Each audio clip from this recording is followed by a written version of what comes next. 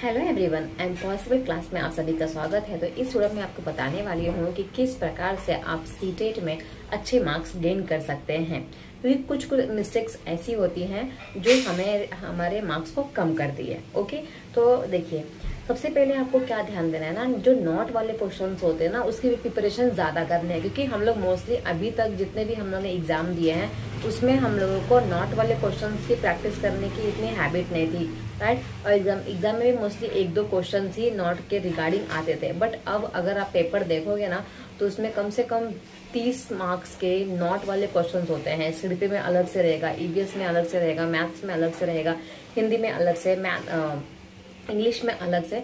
Not वाले questions का जो आप बोल सकते हैं हम लोग जो क्वांटिटी है वो बढ़ती जा रही है एग्जाम के अंदर। ओके, तो हमें क्या करना है, नॉट वाले क्वेश्चंस पे ज्यादा फोकस करना है, क्योंकि हम क्या करते हैं कभी कभी क्वेश्चंस पढ़ते पढ़ते ना नॉट वाले क्वेश्चंस को नॉट को ना स्किप कर देते हैं, तो नॉट हमारे दिमाग से हट जाता है और हम गलत क्वेश्चन को ही आंसर को टिक लगा के आ जाते हैं। तो इस चीज पे हमें फोकस करना है कि नॉट है तो मतलब हमको उसके अकॉर्डिंग ही क्वेश्चंस को सॉल्व करना है। ओके, एंड सेकंड थिंग देखिए ये है कि हम ना जब पैराग्राफ सॉल्व करते हैं, इंग्लिश हो चाहे हिंदी हो, ओके, हम जब पैराग्राफ सॉल्व करते हैं ना तो इसमें क्या होता है कि हम पैराग्राफ पढ़ते हैं। अब पैराग्राफ में लिखा है कि एक फॉर एग्जाम्पल मैं बता रही हूँ कि कमल जो है वो समुद्र में खिलता है।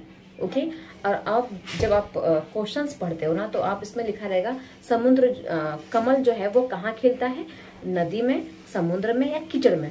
तो अपना दिमाग लगाओगे कि जो कमल है वो तो कीचड़ में खिलता है, तो आप कीचड़ को टिक लगा के आ जाते हो। ये बिल्कुल ही गलत है। पैराग्राफ में अगर दिया है कि जो कमल है वो समुद्र में खिलता है, मतलब समुद्र में ही आपको टिक लगाना है। आप अपने हिसाब से टिक नहीं लगाओगे कि कीचड़ में होता है। इसकी वजह से भी मार्क्स कट होते हैं एग्जाम में, क्योंकि हम हमारा एक्स्ट्रा नॉलेज लगा लेते हैं और हमेशा पैराग्राफ थोड़े से उटपटांग से ही होते हैं ताकि हमारे मार्क्स कट हो।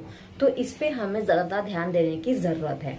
ओके, एक हो गया नॉट वाला क्वेश्चंस और एक हो गया हमारा पैराग्राफ वाला, कि पैराग्राफ पहले से आपको पढ़ लेना है। अब पैराग्राफ में जो जैसा लिखा है, अगर पैराग्राफ में दिन को रात लिखा है तो आपको आंसर में दिन को रात ही ढूंढना है। आप दिन का दिन नहीं लिख के लेके आएंगे। ओके, एज इट इज जैसा पैराग्राफ में दिया है वैसा आपको लिखना है।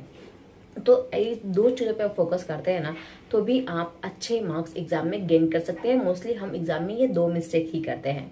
ओके, इसके बाद अगर मैं आपको तीसरी मिस्टेक के बारे में बताऊं कि पैराग्राफ को बिना पढ़े ही हम ना क्वेश्चंस को सॉल्व करने लग जाते हैं।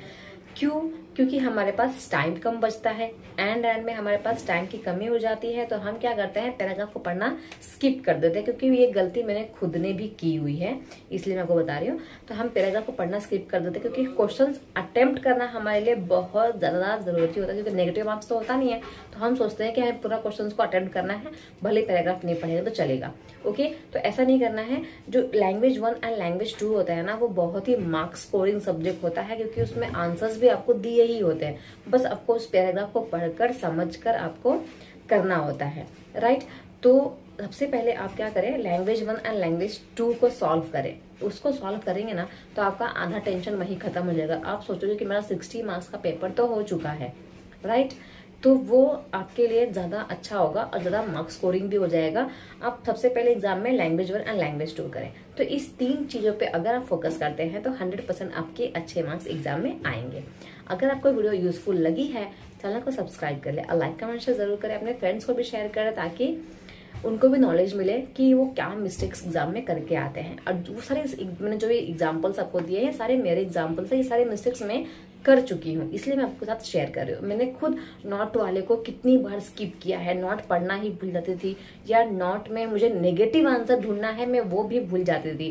तो ऐसा गलती आप ना करें। इसके बाद टाइम मैनेजमेंट अच्छे से करें ताकि लास्ट के लिए आपके पास टाइम अच्छे से बचे।